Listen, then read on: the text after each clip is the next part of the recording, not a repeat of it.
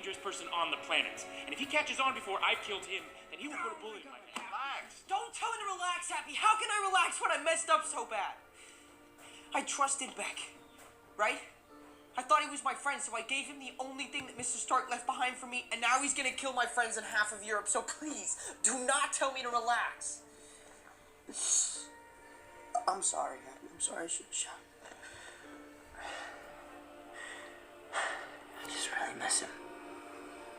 Yeah, I miss him too. Everywhere I go, I see his face, and the whole world is asking who's going to be the next Iron Man. I don't know if that's me, Happy. I'm not Iron Man.